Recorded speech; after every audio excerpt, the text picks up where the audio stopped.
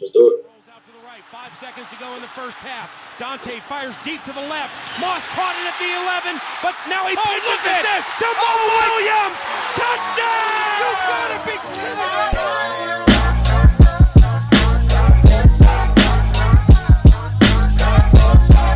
Welcome back to another episode of the Time in the Pocket podcast. I am your host, Jayson Brown. You can find me on Twitter at BrownJayson. And guess we're not joined by the full crew this evening. Got my man QB1 here. Well, what's going on, man? What's going on? And we got Saxy Prince with us, but he is at a Vikings event right now at the stadium. So we can see the roof of the stadium. But Saxy Prince has us on mute, and when he's not, out there smoozing with the big dogs, he is going to pop in, give us some commentary, and drop back out. Miles is not with us. He is out hanging out with his wife and another couple, having a dinner date, loving life, small talking with their other husband, enjoying himself. So he will not be on today. So, JR, man, what's going on? What's on your mind? What's out there that you wanted to talk about before we hop into all this Vikings talk we got tonight? So you guys kind of called me out about this whole J. Cole situation. Being a fellow North Carolinian, I just wanted to say I like J. Cole. I like his music. Friday Night Lights was great. Every other album that he released was great.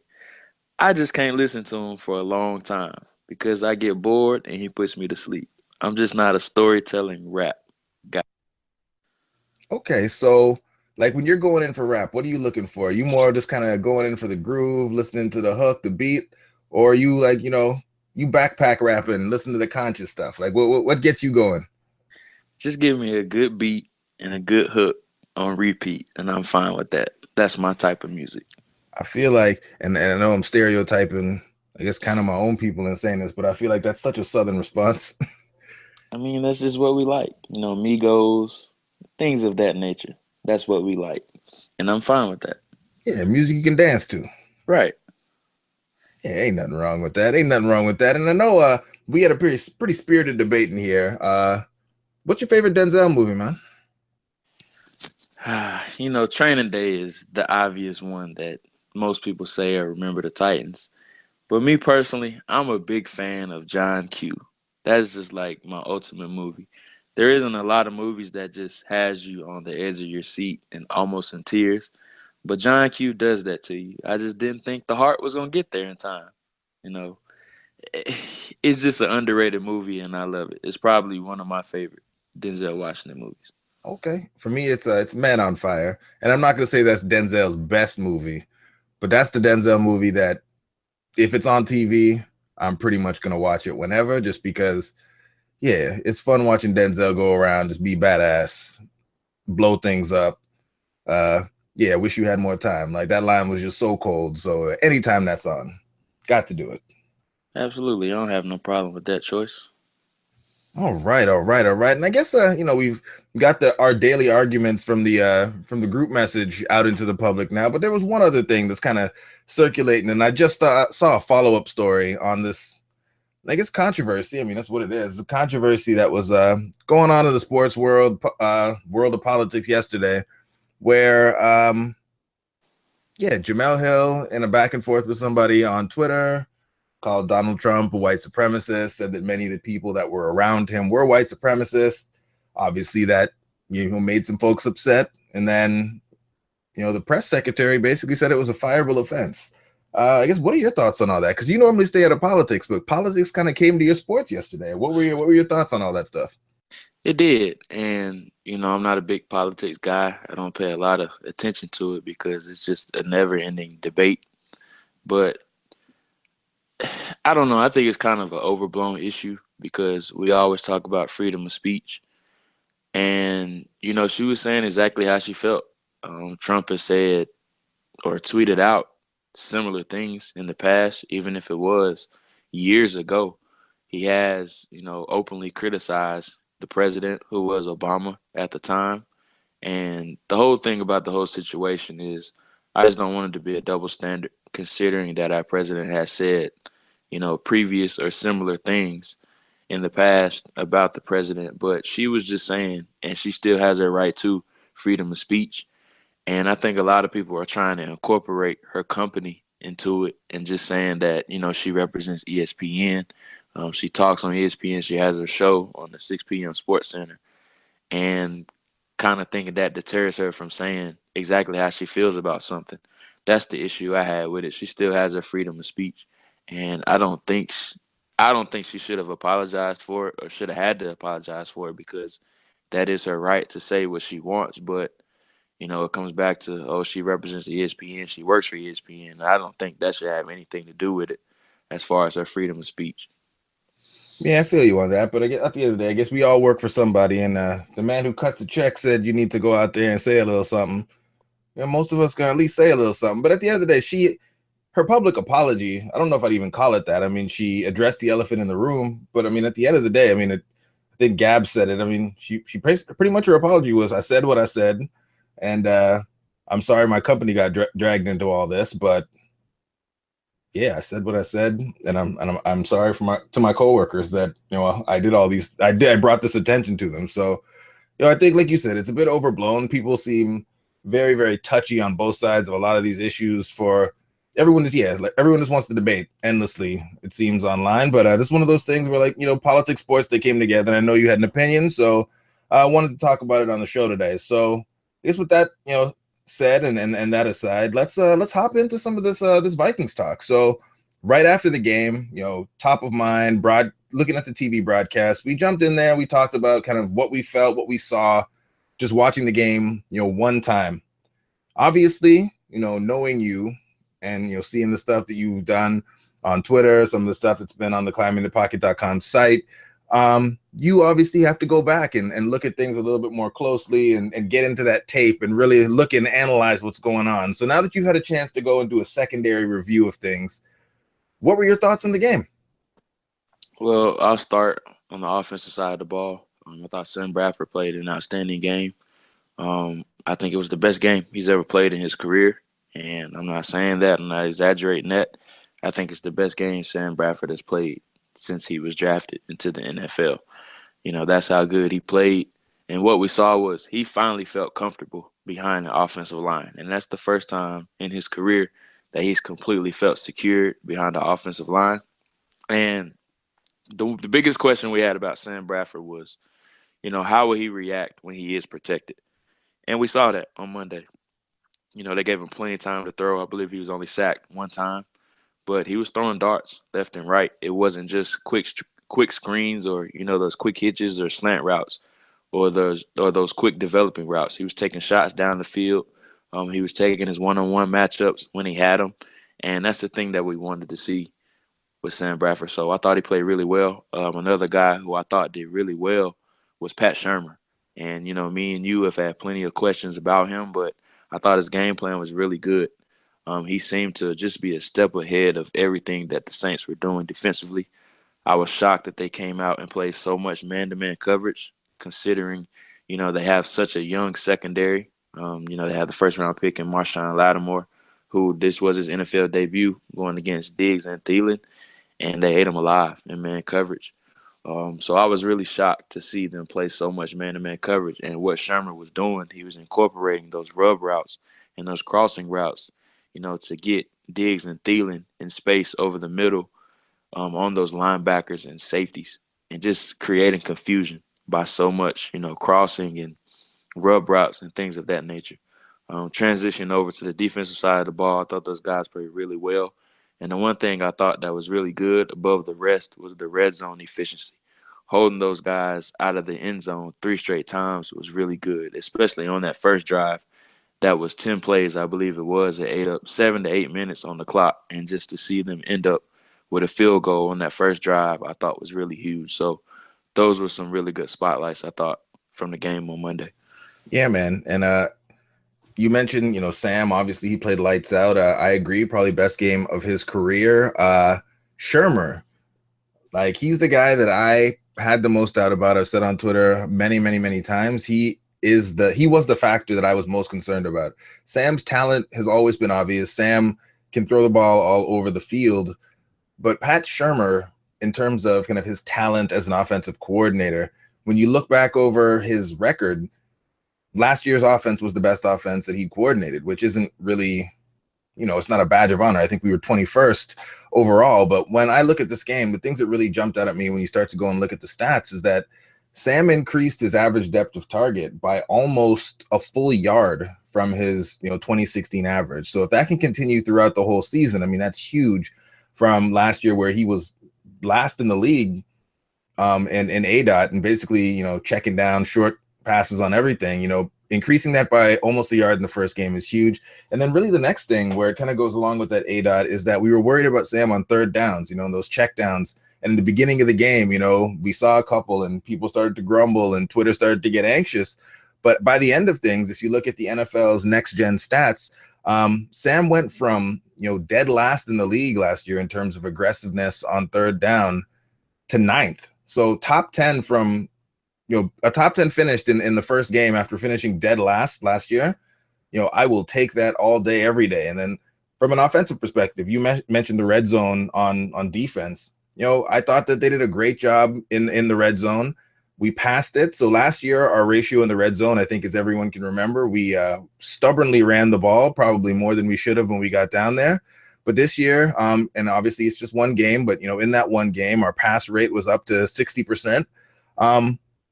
The one thing that we were a little bit down on, which was a bit surprising, our rush success rate was a little bit worse than it was, last year, but it's obviously just one game. And then really the last thing, again, really the last, I guess, feather in the cap for Pat Shurmur is that the play calling was so much more unpredictable than what we've seen or what we've been accustomed to as Vikings fans over the past few seasons where, we pretty much all could, we'd watch the formation and we know it was going to be a run up the gut or whatever it was going to be on first down. But when you look at first downs here, it was almost an even split, 30 runs, 33 passes on first downs in this game. And that's, just kept the defense on its heels the entire game. Sam executed, Diggs was lights out. Thielen was amazing. They really only targeted Rudolph in the red zone, which is probably the best place to use him. Like all around, it was a masterful game on offense. And then the defense did what they needed to do to slow down Drew Brees and company. So yeah, great game, great first start. I'm excited about what it means for the rest of the season, but it is a grain of salt. The Saints are the Saints. Their defense, I can't remember. I guess maybe JR, do you remember the last time the Saints had a good defense? Because I can't remember the last time the Saints had a good defense. So that is the one grain of salt. But we are taking a step up in the competition this week. We got Pittsburgh.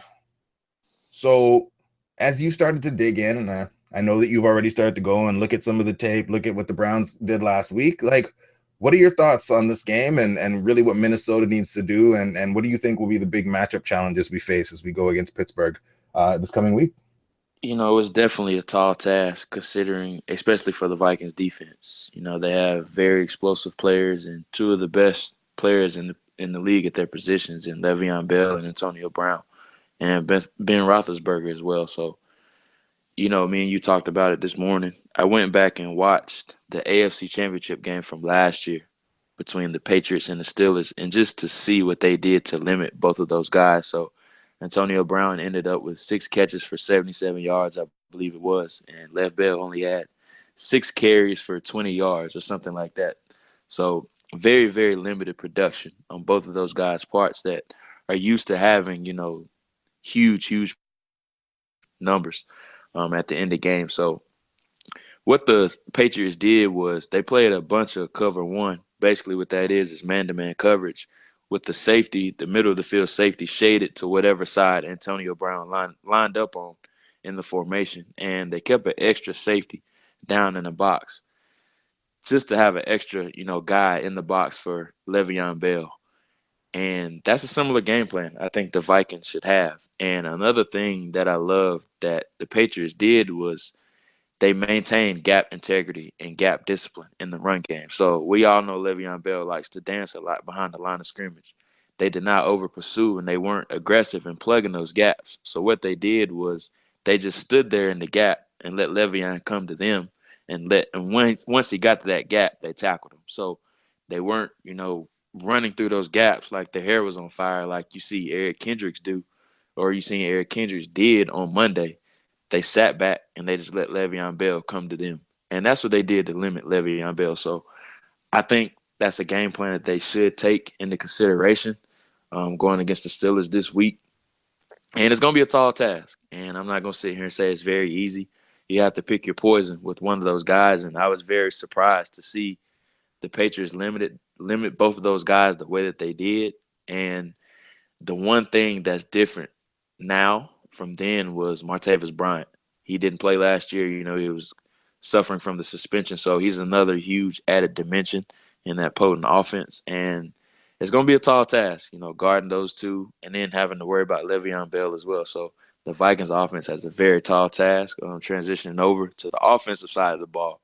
I think they're going to get a lot of zone coverage because we all know Joe Hayden and Artie Burns are not man-to-man corners, and they're going to watch the film from last week and see what the Saints did to the Vikings receivers and see how much man-to-man coverage that they played, and they understand that their corners are not capable of keeping up with Diggs and Thielen. So I think we're going to see a lot of zone coverage from the Steelers on Sunday.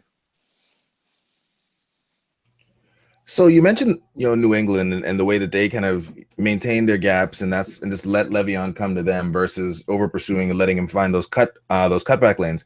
What did the Browns do? Because I mean, you expect that the Patriots are going to have a great game plan and come out and execute and you know, shut down an opponent like that in a game like that. But it was very surprising to see, you know, the Browns be able to go in there and really shut down who many consider to be the best running back in the NFL. What was their game plan? What did they do? And was there anything we could pull from that game and hope to see the Vikings implement in this game? Yeah, so what they did was they played more cover two, meaning that they kept two high safeties over the top and two corners in the flat areas. So what they were trying to do was get hands on Antonio Brown really early and, you know, just force him to come off the line of scrimmage or be challenged coming off the line of scrimmage. But the one thing that the Steelers did to adjust from that was they started putting Antonio Brown in the slot. And the Browns just never adjusted to that. And what you saw was he started making a lot of catches over the middle. And he just constantly started killing them over the middle. And the Browns never adjusted to that. So that's why I think the Vikings need to play more of cover one scheme as opposed to cover two scheme.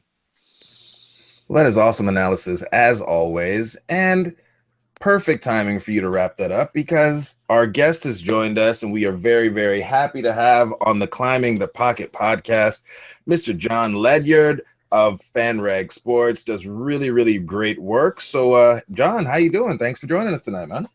Hey, I'm doing great, guys. Thanks so much for having me. I really appreciate it. Well, awesome, man. We will jump right into it. And, you know, we get everyone started with an easy icebreaker type question, I guess. Tell us a little bit about yourself. Who is Jon Ledyard? How'd you become a Steelers fan? And how'd you get into this, you know, writing about football game?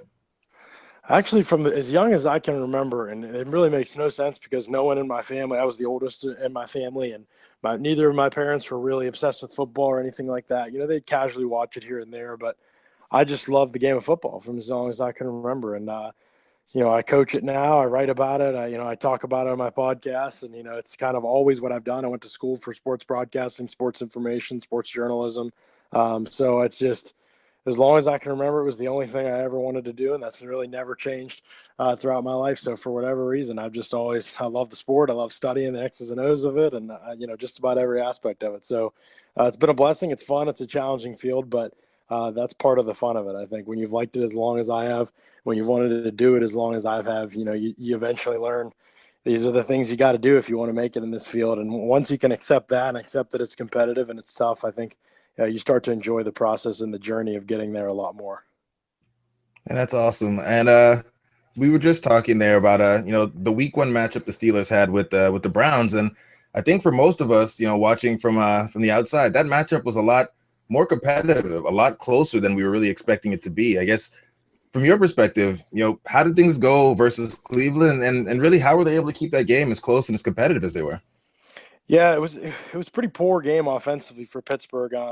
In some ways it's surprising. In other ways it's not that surprising because Pittsburgh has come out and looked lethargic, and they did in every preseason game on offense. There were issues even when the first team was out there in the third preseason game. They had issues with execution. They had issues with blocking assignments, just simple things. So Hard to figure out exactly why that happens because this is a team that's returning just about everybody who started for several years now. There's not a lot of turnover. There shouldn't be these issues. But Pittsburgh has, for whatever reason, they have difficulty focusing during certain games in the regular season, especially games against worse opponents. It's been going on for years now. And so you never know exactly when it's coming, but you can guarantee there'll be 2 or 3 games in the regular season where they play an opponent that's clearly inferior to them, and yet they have a whole heck of a time trying to wrap things up against them. So one thing I did think Cleveland did really well was I thought that their young interior defensive line played really, really well. I know the Steelers didn't try and establish the run enough. I didn't think they diversified their run concepts enough. But given what they were asked to do, given the way they were challenged in that first game, I think Cleveland had to be happy with how their interior defensive line responded to one of the best offensive lines in football. And my guess is that Pittsburgh's offensive line, not for their pass protection, but for their run blocking, got chewed out quite a bit because they're a group that's much better than what they showed last Sunday. And I think that this week, Munchak will be in their ear about upping their performance because they were pretty poor against the Browns in terms of establishing the ground game. And part of that's on Haley because I didn't think he diversified the concepts enough, and I didn't think he worked hard enough to establish the run. But at the same time, this is a veteran offensive line that's played together for a while, and a lot more is and should be expected of them. Was there anything that you saw schematically from Cleveland that you think other teams might be able to incorporate into a game plan, or do you really just think it was a matter of, Pittsburgh playing a little bit more lethargic and needing to knock some of that rust off? I thought that Cleveland did some interesting things defensively in their game plan. I don't know whether it's a good idea for other teams to do it because I think Pittsburgh will adjust to it and really hurt teams. But if they played a single high, he was like 30 yards off the ball. I mean, it was insane. They were just not going to get beat deep, but it left the intermediate middle of the field wide open. And that's where they ended up getting their big play to Antonio Brown. And they're asking their linebackers to carry then in a lot of space. And that's a tough challenge for any linebackers. Their linebackers are fairly athletic. So, it is an interesting idea, I thought, but in the end, I think it did bite them a little bit. I think, but if Pittsburgh, had been a little better prepared for it, I bet that Pittsburgh would have taken more of an advantage of it because the middle of the field was wide open. And I mean, Jabril Peppers was playing 30 yards off the ball and in his pedal at the snap. So you're giving up a ton of ground to take away the threat of a deep shot down the seams or something of that nature. And even then, I think the Steelers hit it with good timing. So I think it was a matter of Pittsburgh kind of adjusting some of the things that they wanted to do offensively. But and the Cleveland played a lot of too high too, and they just took away the deep portions of the field, which I've seen Pittsburgh, other teams do that a little bit, but Cleveland seemed like they were just determined to do it the whole game, which made it even more interesting why Pittsburgh didn't try to establish the run more than they did. So, like I said, I don't think teams can necessarily be successful doing that moving forward because there's just no way the Pittsburgh run game is going to be as poor as it was against Cleveland every single week. If teams want to sit that deep on them, they're going to make you pay up front. They're going to gap people out. And they're going to establish the run up front. They've done it before in games. They did it last year against Buffalo, years before. I remember against Tennessee in a game. So I think the Pittsburgh would respond to it. But it was an interesting strategy that I think threw them a little bit going into the game. I don't know if they expected to see that. Yeah, and you really brought up the next point that we wanted to get into with you there is that, with the safeties being so far off the line of scrimmage, what was Cleveland doing that allowed them to effectively slow down Le'Veon Bell? Yeah, well, the Pittsburgh only gave him 4 carries in the first half, which was a big mistake, I think. And then they came out in the second half, and you thought they'd maybe, try and establish something, and Ben Roethlisberger throws 3 straight passes, got sacked on second down. So it was interesting. Wasn't. I do think Cleveland their linebackers are very active. Jamie Collins and Christian Kirksey, but especially Kirksey, really loves to play downhill. If he sees a window, he's firing through it. So I thought the Steelers could have been. They didn't really try and establish much of the perimeter run game at all. And that's kind of a go-to for them in the past, typically outside zone or counter concepts or anything like that. And there were a couple counters with Ramon Foster, and they were their most successful run plays on the day. I think there were 2 of them, but Bell only had 10 carries in the game, and a couple of those came very late in the game when Pittsburgh was trying to run clock. So it was obvious at that point. So I do think Cleveland played it well on a couple occasions where they had to defend the run, but it wasn't. I mean, the Steelers really they threw the ball almost the whole game. It was strange, but that's Todd Haley for you. I love Todd Haley. I think that he's one of the smartest offensive minds in the game, but there are games where he just outthinks himself and he thinks he can, dictate one type of game plan. He just will not abandon it no matter what. And the offense loses balance and he doesn't seem to care. And then, it wouldn't surprise me at all if this week against Minnesota they come out and they try and run the ball right at one of the best defensive fronts in the game. And because that's the way he thinks sometimes. They think we're going to pass, they think we're going to set up these concepts in the passing game. We're going to counter them with the run, even though if that's the strength of their defense, we're going to run at the strength of their defense. And so that's sometimes how Pittsburgh's game plans work, and so you got to be prepared for that. But I do think Cleveland did some good things, but I don't know if it was anything necessarily unique that should have given Pittsburgh issues up front. I mean, I just think Pittsburgh didn't generate enough movement off the ball, and some credit goes to the Browns guys for playing that well. And like I said, some blame should be assigned to the offensive line. All right. Well, I guess that's enough about week 1, because obviously Vikings play the Steelers this week. And I guess from your perspective, what are the keys to this matchup for Pittsburgh? What does Pittsburgh need to establish for them to come out with the victory in this game? Well, balance on offense is going to be crucial, I think. I don't think you can be one-dimensional against Minnesota. This is one of the best defenses in the game. I think they're one of the best teams in football. There's not a whole lot of holes on the Vikings team. So guys other than Antonio Brown have to be successful because of Antonio Brown's matched up with Xavier Rhodes. I think Antonio Brown can win any one-on-one matchup in the league, to be honest. But at the same time, you're going to have an advantageous matchup with Martavis Bryant and Trey Waynes or whoever it might be. So I think one of the keys is going to be getting those guys going because against Cleveland, it was Antonio Brown or it was bust for that offense. I mean, no one else was doing anything. So I think that will be one of the crucial aspects of the game is getting those other guys, Eli Rogers, Martavis Bryant. He looked like the game was still kind of coming back to him last week. Getting those guys involved, I think, that's going to be huge for Pittsburgh, getting those guys comfortable with Ben Roethlisberger. And, of course, the other thing is that defensive line for Minnesota. I mean, that Linval Joseph's one of the best players in the NFL, I think. Doesn't get enough credit, but one of the best players in the NFL. And then Everson Griffin, Danielle Hunter, Brian Robinson is incredibly underrated. I'm a big Jaleel Johnson fan. I think Tom Johnson has worked really, really hard to make his game better and more well-rounded. We even saw him playing some good run defense on Monday night, which was surprising. He's been, typically a heavy pass rush guy for them. And with the Sharif Floyd injury, he's had to step up, and I've been really impressed with what I see from him. He's a heck of a player that doesn't get enough love, and Shurmur Stevens. So there's some guys, this Minnesota, they're deep up front, they're talented up front, they can rush the passer and they also have incredibly intense blitz packages. They'll bring their linebackers. Anthony Barr's a versatile piece. You got to know where he is in those third down situations. And so this is where it helps to have an offensive line that's played together for a lot of years. This is where Pittsburgh should have an advantage compared to other teams that Minnesota will face in terms of communication up front, which is a really underrated part of offensive line play. But at the same time, Minnesota is going to prevent one of the more formidable challenges that Pittsburgh will face this season as an offensive line. And so, yes, establishing the run is important, but if the Steelers don't run for 150 yards in this game, I can live with that so much as there's balance up front and these pass rushers from Minnesota aren't able to just tee off on the offensive line and on Ben Roethlisberger.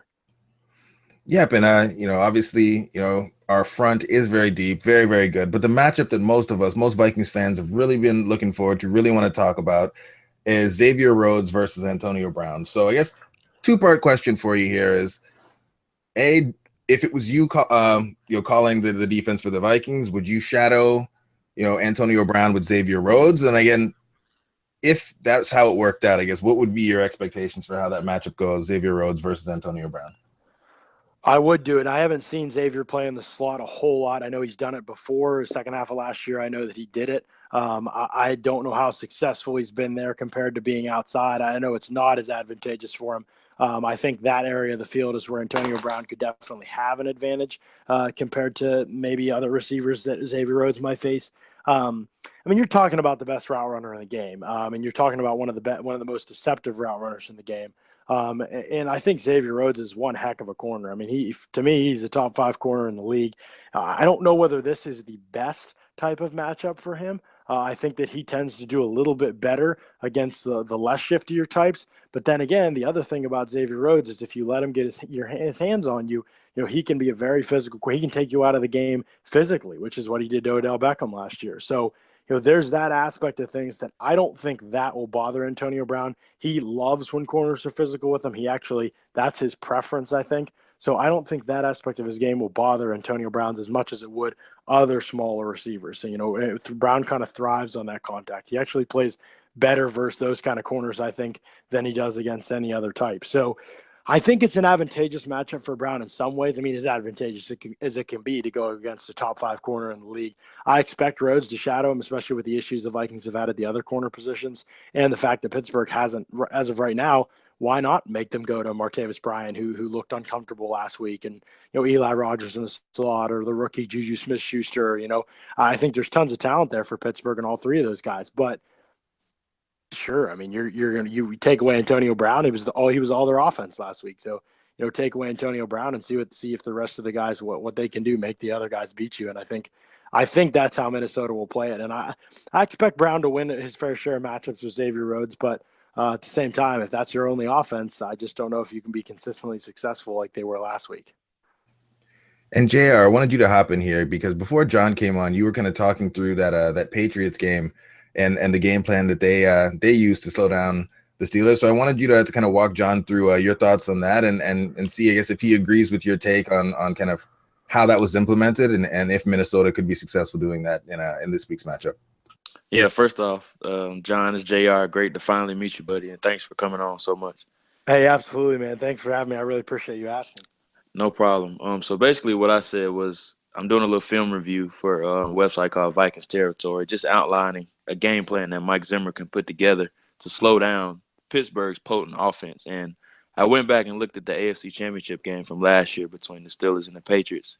And basically what they did was they played a ton of cover one or man-to-man coverage, and they shaded the free safety to whatever side Antonio Brown was on. So I think that's a big game plan that Mike Zimmer should incorporate, having Harrison Smith as the one high safety and then having Xavier Rhodes shadow Antonio Brown, as well as our new acquired corner in Tremaine Brock, shadowing Martavis Bryant. So basically what Mike Zimmer should do is force Eli Rogers to make plays, no matter if he, catches for 200 yards. I'm fine with that. Just force Eli Rogers to make plays. So what do you think about that game plan? Yeah, it's an interesting strategy. Teams have employed it before. Cleveland's actually employed it in years past, and other teams in the AFC North that face Antonio Brown a lot, bracket him on the inside, basically force him to the outside and man coverage and take away some of his route tree.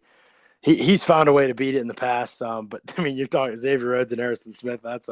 First of all, that's a great duo, obviously, to be committing to one guy. But at the same time, other guys will have to win matchups if that's what Minnesota tries to do. And that's really what it comes down to, right? I mean, if you're going to commit that type of attention to Antonio Brown, which honestly other teams have done because it's needed at that point, and last year teams could do it a little more easily because there was no Martavis Bryant, and Eli Rogers is good, but again, he's a pure slot. You can't move him around. You know where he's going to be. It's easier to take him out of the game. There was no big threat opposite them. So, I think this year it will be tougher if Martavis Bryant gets back to form because Juju Smith-Schuster is pretty polished. I think he's going to be able to contribute pretty decently heavily as the year moves on, I think.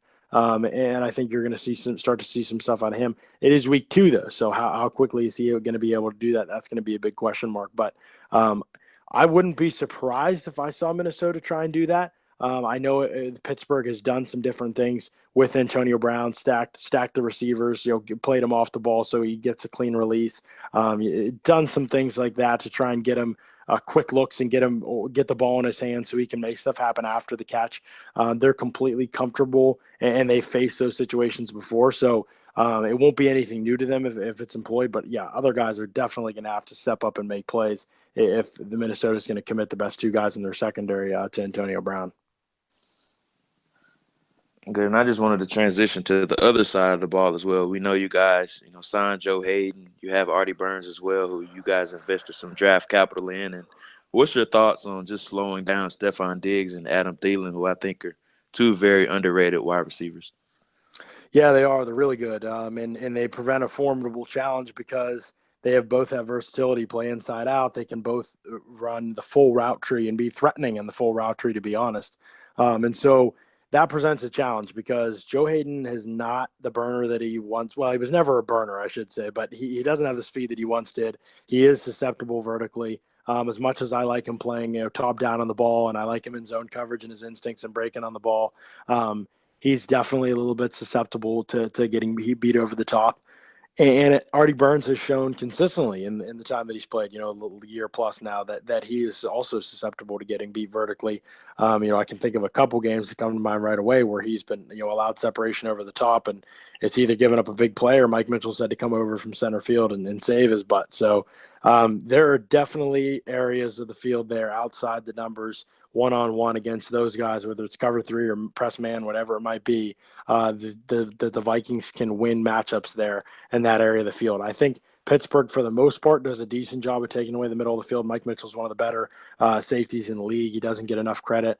But outside the numbers in the deep vertical areas of the game, I think Pittsburgh is susceptible, not only just based on skill, but also double moves or route combinations that could flood zones and things like that. I think you can get Artie Burns' eyes elsewhere and get him off his marks as a corner. And I think that Minnesota, I expect to see an attack and do some of those things. He wasn't really challenged too much against Cleveland, and I expect Minnesota to offer much more of a challenge. And you mentioned, Diggs and Thielen, and those are, two really good playmakers. If the Vikings can have a third guy step up with those guys, I think that's going to be a really tough wide receiver unit to stop. Well, that's an awesome segue there, because you mentioned that third guy. I guess, what are your thoughts on Laquan Treadwell? Because that stirs up some very, very passionate debate on Vikings Twitter. So, you do a lot of great work in that aspect of things. So, yeah, what are your thoughts on Treadwell and him being that guy to step up? Or do you think it's more likely that comes from somebody else in the receiver pool, like a Michael Floyd when he comes back from his suspension, or somebody else on down the line? I don't know, man. It's got to be Treadwell, I feel like. But, yeah, he hasn't done it yet. So, I mean, it's a little bit disappointing. Treadwell was my wide receiver 2. Michael Thomas was my wide receiver 1. But I still like Treadwell. He's still a top 15, top 20 guy on my board. And, man, I don't get it. I don't know if it's a work or a smarts thing or what exactly it is.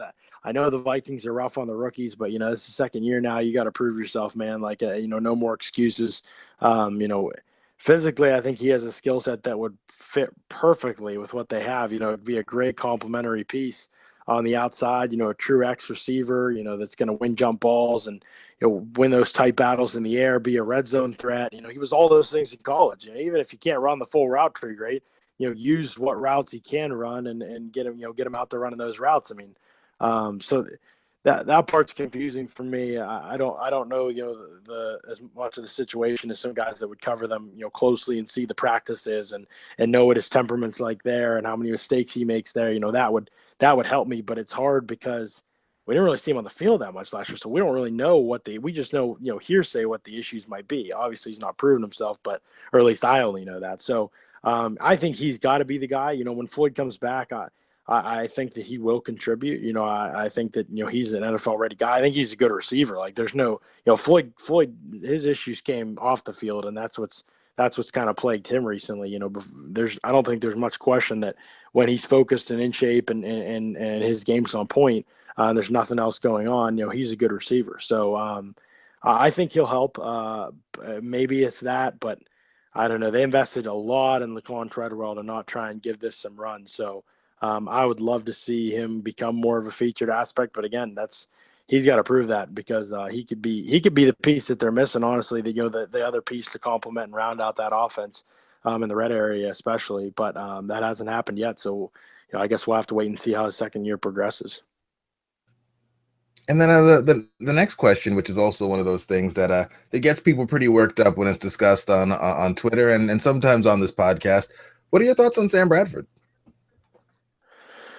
Sam Bradford changed my opinion of him a little bit the other night. No, I shouldn't say changed, but I think he has the potential to change it. I honestly think that Sam Bradford, I've always thought he's a pretty good quarterback, but just way too hesitant to test deep windows, to test tight windows, to throw into any type of tight window or any type of, trust his receivers to make a play. And especially in the vertical portions of the field, just too conservative in the past for my liking. And, man, he didn't play like that on Monday night. So I don't know whether, it's faith in his receivers and getting a little more comfortable. And, typically a guy that I thought in the past was a little skittish under pressure, looked great under pressure the other night.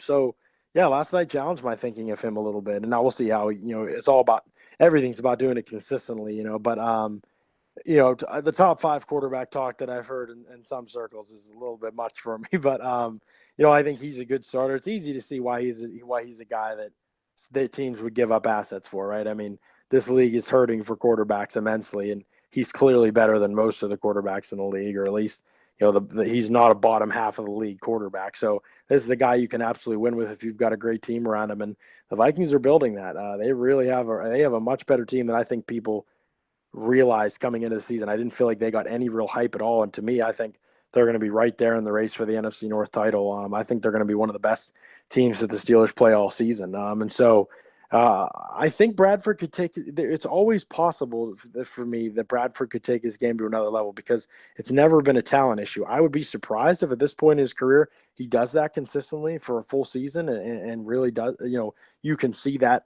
much growth in him at this point. It would be surprising. It would probably be a little bit abnormal to see that kind of a leap for a quarterback at this stage. But the way he played the other night, if he can do that consistently for 16 games, I'll be singing a different tune at the end of the season. Well, that's awesome. I guess, JR, did you have any other questions you wanted to jump into? Yeah, just one last one, and it doesn't have to be a long answer. I love you guys' nose tackle, who's very underrated, and Javon Hargrave. Mm-hmm. I think he's a phenomenal player. Just his thoughts on the matchup with Pat Elflein, who's a guy you and me both were really high on pre-draft. Yeah, I loved Elflein. I think he's going to get his lunch eaten this week, though. I'm not going to lie. I mean, that's a tough matchup.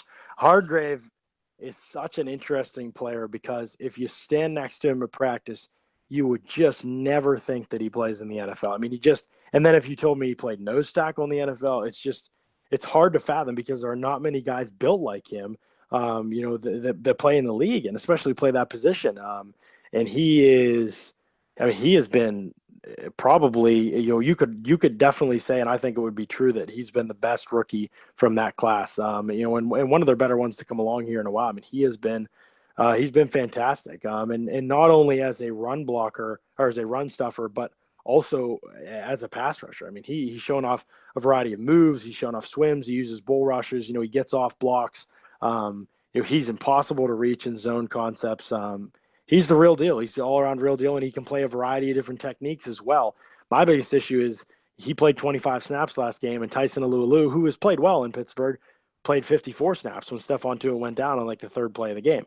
You have to play Javon Hargrave more. You have to, especially if Tuitt's probably going to be out this week with an injury, with a bicep injury. So you're going to be in nickel sub packages like 75% of the time.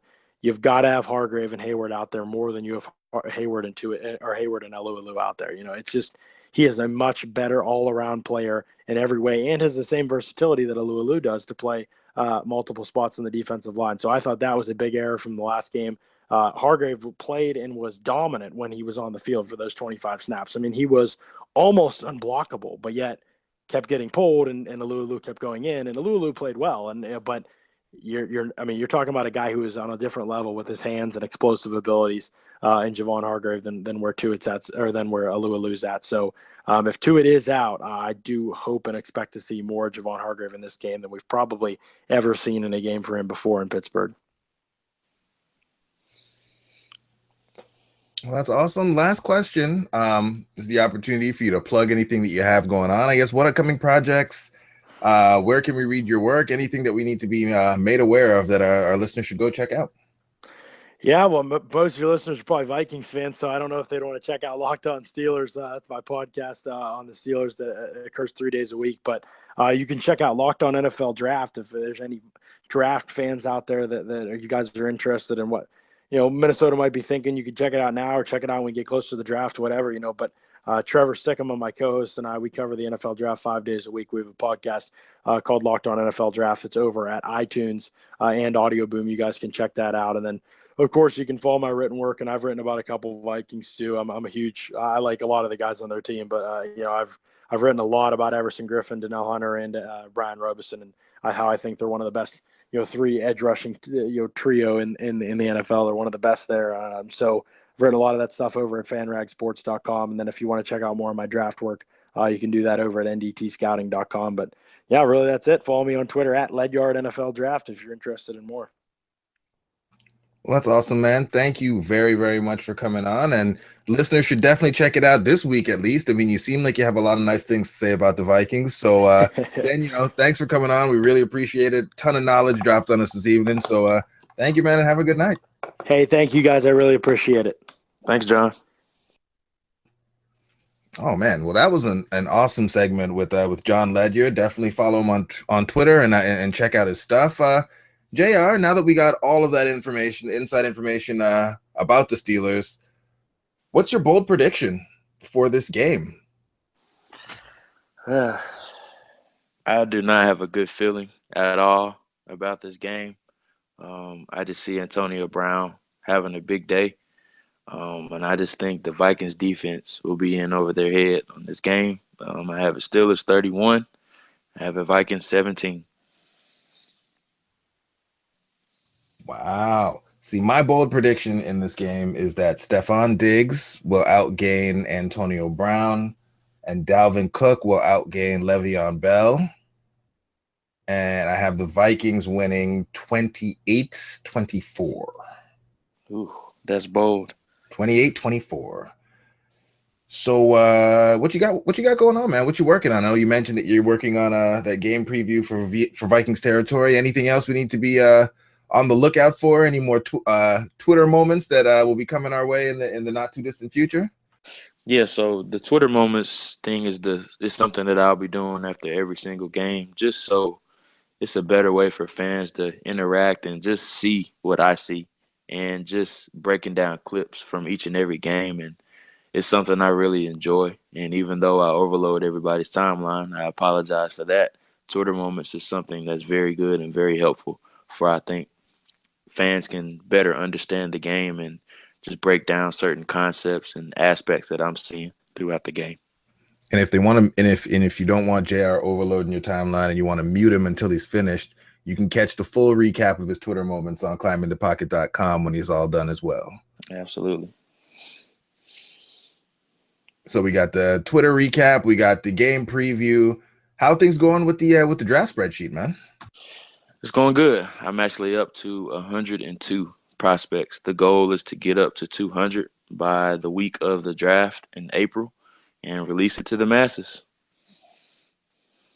So one of the questions that I wanted to ask you, kind of as you're going through and you're putting them in order, how much movement or how much do you guys move after you get them in the spreadsheet? Like, how tough is it for a guy that maybe you fall in love with early in the process and, man, this is my number one guy?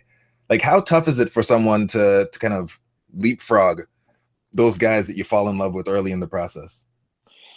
Well, all the grades are based off what I saw in the spring up until the point that I studied them. So grades pretty much change and fluctuate throughout the process. So like a guy for Connor Williams, for example, the tackle from Texas, he's kind of gotten off to a rough start this year. So I haven't actually went back and watched his games in depth. But once I do go back, I'll go back and adjust some things that I see. And that's why I type up the scouting reports as well, because it helps me remember some of the things that I saw from the spring, whether it was good and bad, and I can go in and alter some stuff that I saw, or something from his grade, whether it's run blocking, pass blocking, or just his technique, whether it got better or it got worse. And another great example is Mike McGlinchey, the Notre Dame offensive tackle, who's really, really struggling so far this year. So there's some things I have to go back and alter in his grade as well. Oh, wow. So all the guys you have in the spreadsheet now, you already have scouting reports for them? Yeah, absolutely. Yep. Man, my man doing work. Well, yeah. Can't wait for all of that to make its way into the wild. Sounds like you are really grinding it out here nonstop. It's a good thing that you don't sleep, or there's no way that you'd ever be able to get all this stuff done. But yeah, I think that's pretty much what we got for today. Great show, great guest. And next time we'll be back post-game, wrap things up with the full crew, hopefully. My name is Jayson Brown. Thank you for listening here with the QB1 JR. Y'all have a good night.